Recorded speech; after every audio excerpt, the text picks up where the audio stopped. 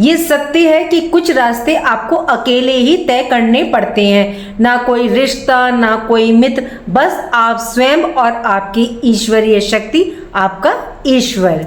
आज की वीडियो बड़ी जबरदस्त होने वाली है, बड़ी प्यारी राशि है। जिस राशि के ऊपर वीडियो मैं बना रही हूँ, ये बड़े ही प्यारे फ्रेंडली नेचर के लोग होते हैं, जिनको इनका चस्का लग जाता है फिर बड़ा मुश्किल हो जाता है इनको छोड़ना। एक बार तो आप इनसे दोस्ती करने को झिझकोगे, यदि आपके दोस्त बन गए ना, फिर तो लगेगा कि आप कई सालों से आप इन्हें जानते हैं। मैं बात कर रही हूँ आज मिथुन राशि की। कैसे हो मिथुन राशि वालों आप? मुझे पता है कि ये समय अभी आपके अकॉर्डिंग नहीं चल रहा है। एक्सपेक्टेशन, उम्मीद बहुत ज्यादा थी, उस अकॉर्डिंग चीजें तरीके से नहीं हुई, मतलब एग्जीक्यूट नहीं हो पा रही हैं। इसके कई कारण हैं। माइंड आपका इस टाइम बहुत तेज चल रहा है। इस काम को छोड़ के इस काम को कर लूं, इस काम को पकड़ लूं। आपको लगेगा कि मैंने अपना प्लान इसको बताया, इस पर मैंने ट्रस्ट किया, इसने धोखा तो नहीं दिया। माइंड में मतलब आपके काफी कुछ चल रहा है। आपकी लाइफ में कुछ परिवर्तन विचित्र घटनाओं को अंजाम देंगे। ये समय जो आने वाला है मैनिफेस्टेशन का, आपके डिजायर्स के पूरे होने का, तो ये कहना गलत नहीं होगा। जब पॉजिटिव ग्रह अच्छे बैठ जाते हैं गोचर में, तो जीवन में ना सकारात्मकता आना तय है। कुछ ऐसी ही परिस्थितियां बनेंगी, कुछ महत्वपूर्ण घटनाएं आपकी जिंदगी में होंगी, आपके जीवन को एक नई दिशा ये प्रदान करेंगी। काफी टाइम से मेहनत का जो फल नहीं मिल रहा था, खर्चों में जो आपके अप्रत्याशित वृद्धि हो रही थी, अब आपको काफी बड़ा बदलाव देखने को मिलेगा।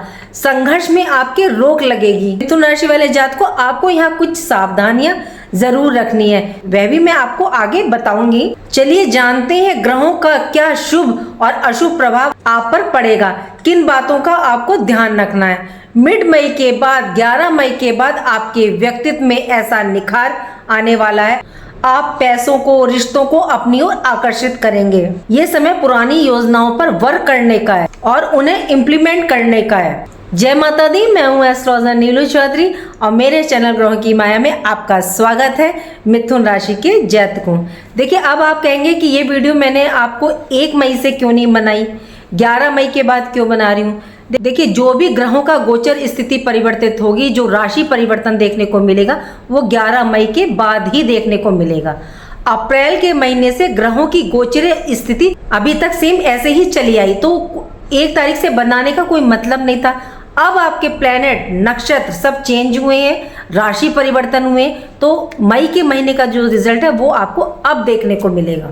चलिए जानते हैं ग्रहों की गोचरीय स्थिति क्या है। गुरु आपके लगन में विराजमान है। 15 मई से सूर्य और बुध प्रवेश करेंगे आपके 12th हाउस में। 11th हाउस में आपके मंगल प्रवेश कर चुके हैं। शुक्र आज से आपके 1st हाउस में प्रवेश कर चुके हैं और ये यहाँ पर गुरु के साथ युति करेंगे।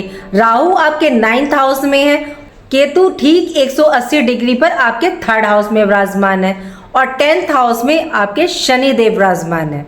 सबसे पहला परिवर्तन आपको मंगल का देखने को मिलेगा, क्योंकि एक तो मंगल 11 तारीख की शाम से राशि परिवर्तन कर चुकी हैं। 11th हाउस में लाभ भाव के घर में, यह आपकी इच्छा पूर्ति का, आपके अचीवमेंट का भाव है। यदि आपने कहीं इन्वेस्ट किया था तो अब आपको अच्छा रिटर्न मिलता हुआ दिखेगा। 12 मई के बाद मंगल देव आपको लाभ कराने वाले।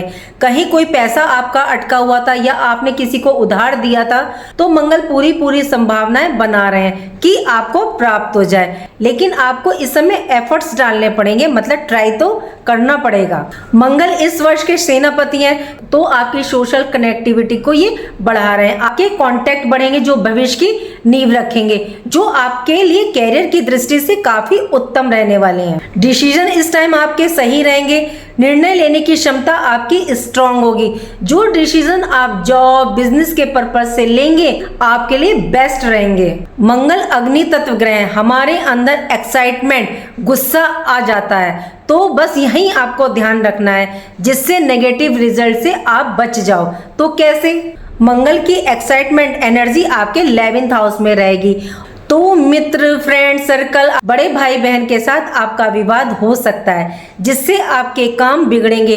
तो अगर आप यहाँ शांत रहे, विवाद, मिसअंडरस्टैंडिंग से देखिए इस टाइम बचिएगा। नजरअंदाज कीजिएगा। यहाँ एक्साइटमेंट में आकर के ना आप किसी की बातों में ना आए। शॉर्टकट रास्ता आपको नहीं लेना है। लॉन्ग टर्म हिसाब से आप काम करें, क्योंकि आपके कैरियर के भाव में जो है शनिदेव विराजमान है और इन्हें शॉर्टकट रास्ता बिल्कुल पसंद नहीं तो फिर आपके कार्य बिगड़ सकते हैं। शुक्र आपके 14 मई को प्रवेश करेंगे मिथुन राशि में और गुरु के साथ ये युति करेंगे। शुक्र देखिए जब भी फर्स्ट हाउस में आते हैं तो आपके चेहरे पर एक चमक आ जाएगी, गजब का निखार आ जाएगा। शुक्र खुशहाली, सुख, सुविधाओं के प्लेनेट है, खूबसूरती के प्लेनेट है, तो आप मन से अंदर से भरी खूबसूरती बढ़ती है तो आप अपना ज़्यादा ध्यान रखोगे।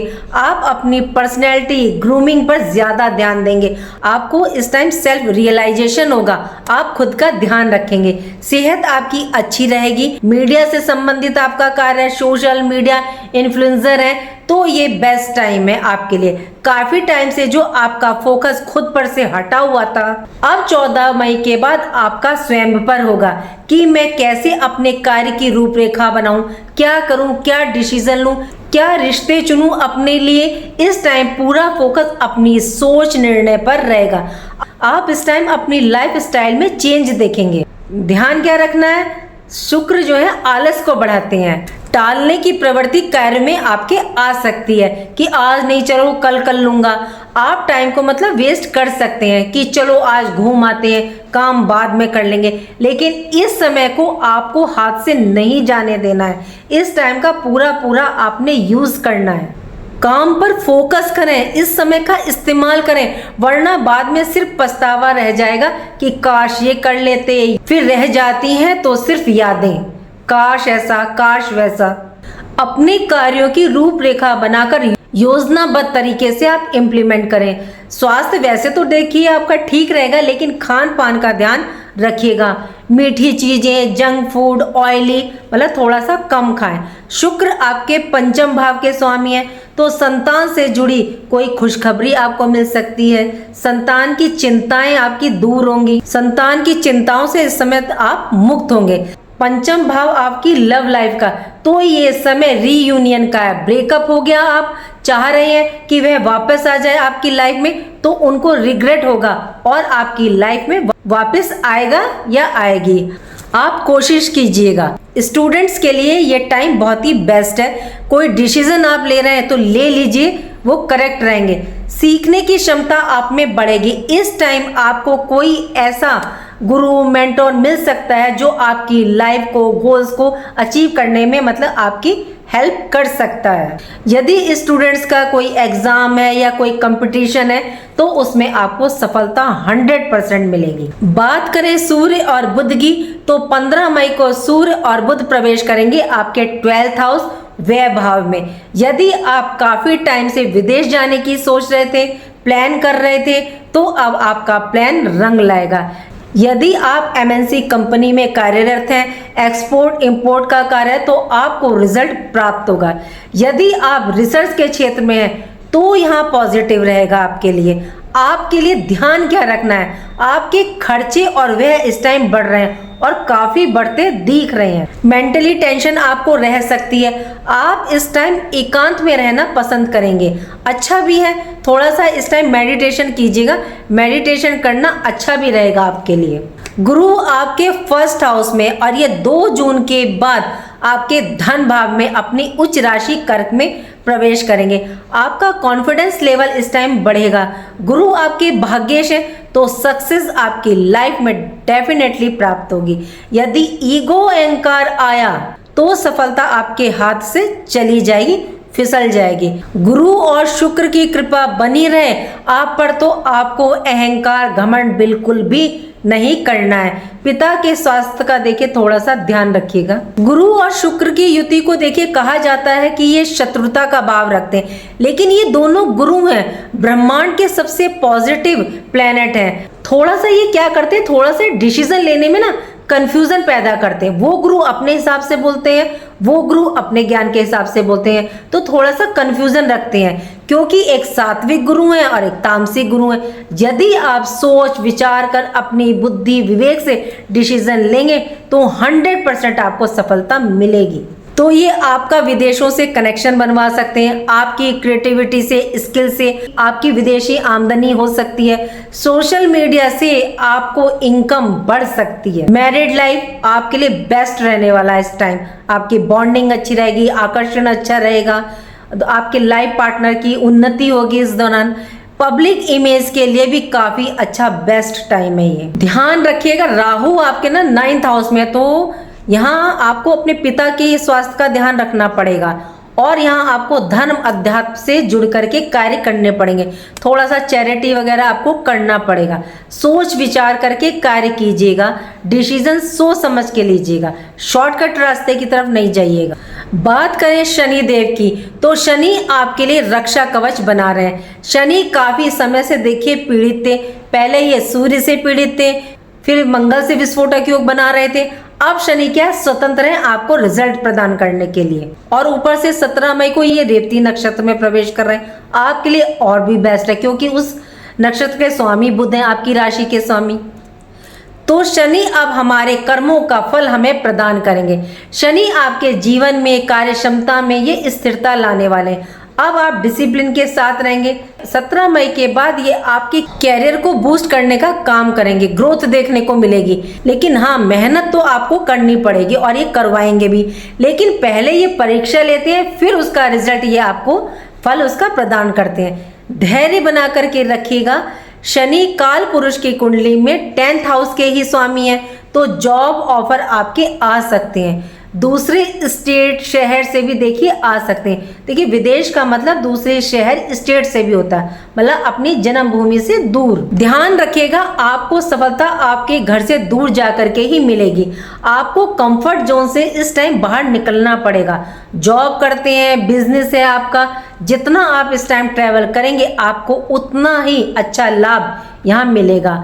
नए प्रोजेक्ट आपको मिलेंगे, आपका नेटवर्क बढ़ेगा, व्यापार में आपको लाभ होगा। शनि आपके 10th हाउस में है, तो ये आपके कार्य में जो डिले कर रहे हैं, आपकी परीक्षा ले रहे हैं, लेकिन ये दुख परेशानी जो आपको दिख रही है, जैसे बादल बरसने के बाद आसमान साफ हो जाता है, तो आपकी मेहनत सफलताओं से क्लियर होने वाला है। कैसे, तो समझिए। शनि रेवती नक्षत्र में प्रवेश करेंगे, बुध के नक्षत्र में, तो ये काफी स्ट्रांग पोजीशन में रहेंगे। 27 नक्षत्रों में से ये नक्षत्र सबसे अंतिम नक्षत्र है। ये मोक्ष और अंतिम यात्रा का नक्षत्र माना जाता है, जो कार्मिक चक्र के समापन, आध्यात्मिक जागृति का है। ये आपकी परेशानियों से मोक्ष मुक्ति आपको दिलवाएगा। चाहे कोई आपका कार्य अटक रहा था, या कोई लीगल मैटर था, या कोई ऑफिस पॉलिटिक्स थी, या कैरियर में कोई प्रॉब्लम आ रही थी, तो अब धीरे धीरे समाप्त हो जाएगी। ये समय आपके लिए देखिए नेगेटिव नहीं है, लॉन्ग टर्म स्टेबिलिटी आपको प्राप्त होगी। ध्यान कहाँ रखना है, किसी पर भरोसा नहीं करना है, जल्दबाजी में कोई डिसीजन नहीं लेना है, सोच समझ के लेना है, और संगति को अच्छा रखना है। वाणी पर, अग्रेशन पर थोड़ा सा कंट्रोल रख करके चलिएगा। अब आपको उपाय क्या करना है, क्योंकि यदि आप पे दशा महादशा शुभ नहीं होगी, नीच होगी, मार्केश की होगी, तो आपको ये रिजल्ट प्राप्त नहीं होंगे। तो इनको शुभ करने के लिए, बल प्रदान करने के लिए थोड़ा सा आप उपाय करके चलिएगा। आपकी राशि के स्वामी देखिए बुध हैं, तो आप गणेश जी का अथर्वशीर्ष का पाठ करें, या आप गाय को हरा चारा खिलाएं। दूसरा, आप सूर्य को जल दें, उसमें आप रोली और मीठा जरूर डालें और मंत्र जरूर बोलें। एक उपाय है, जो अगर आपको ज्यादा परेशानी आ रही है तो आपको क्या करना है, एक सूखा गोला मतलब नारियल लेना है, उसमें कसार भरना है। अब कसार क्या होता है, जो हम सत्यनारायण की कथा में बनाते हैं, आटे को घी में भूनना है, उसको ठंडा करके उसमें मीठा मिलाना है, और उस गोले में नारियल में आपने भरना है और पीपल पे ले जाके रखना है। और अगर मिट्टी है आप दाब सकते हैं तो बहुत अच्छा, नहीं तो आप रख के आ जाइए। उम्मीद करती हूँ कि जो जानकारी मैंने आपको दी वो आपको पसंद आई होगी। पसंद आई है तो लाइक कीजिएगा, कमेंट बॉक्स में हर हर महादेव लिखिए, और मेरे चैनल ग्रहों की माया को सब्सक्राइब कीजिए। यदि आप चैनल पर नए हैं तो प्लीज़ चैनल को लाइक करें, सब्सक्राइब करें और कमेंट बॉक्स में हर हर महादेव लिखें। राधे राधे, जय माँ बाबा।